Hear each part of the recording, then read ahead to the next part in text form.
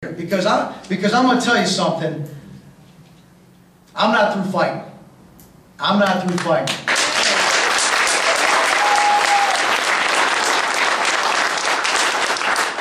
I'm going to get back in this race. I'm running for Congress again in 2012.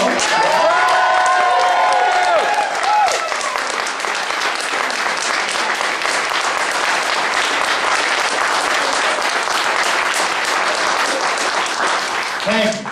Now let me close on this one, because this is what got me in the race. This is what got me back in this race, because I was on the fence. I was looking at it saying, how can I best serve my nation? Should I go off and teach high school? Should I do this? Should I run for Congress again? And we were on a trip. We were in Missouri. We were doing a working trip there. And we were over there. Some friends of ours, they invited us to church with them.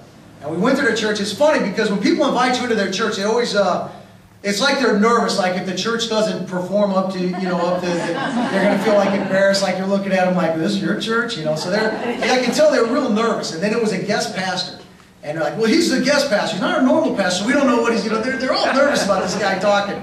And he got up and he said something that changed my life. And he talked about David and Goliath. Now, we've all heard David and Goliath, especially when I was running against a 9-term incumbent. I heard the David and Goliath story over and over and over. And I got to where I didn't even listen to it anymore. And I thought, okay, yeah, I've heard that before. I wouldn't, for those of you who told me, I wouldn't be rude like that to your face. But that's what was going on in my head, And, but he told it from a different perspective. And he told, because we all know David took down Goliath, but he told why David fought Goliath. And I had never heard that before. And you had two armies on the field. You had the army that Goliath was a champion of, and you had the army of Israel, commanded by Saul. And Saul was a bad commander. Saul was back in the tent.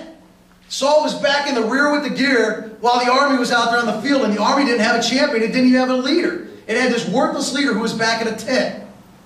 And Goliath stood out in front of his army, and he was calling out for a champion of the other army. And he was saying, your army is weak. You serve Saul. You serve this worthless guy who's hiding back in a tent, doesn't even have the courage to lead you on the field. And David wasn't even on the field of battle. David was back watching the sheep. And he heard this, and he was so angered by this. He said, how dare you? How dare you define me? I don't serve Saul. I serve my God. I serve my nation. I don't serve this man. I serve an ideal bigger than that.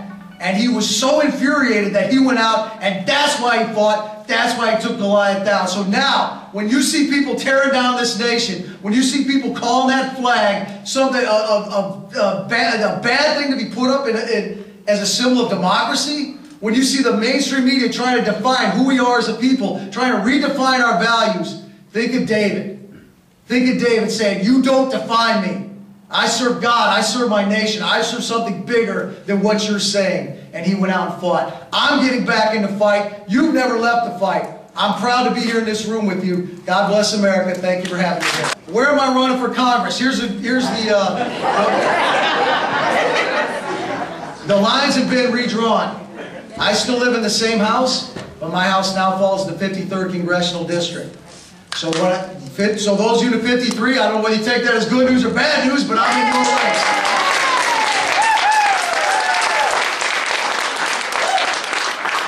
And for those of you in the 51st, I have good news for you also. Bob Filner is no longer running for Congress down there, and he stopped voting, so that's as good as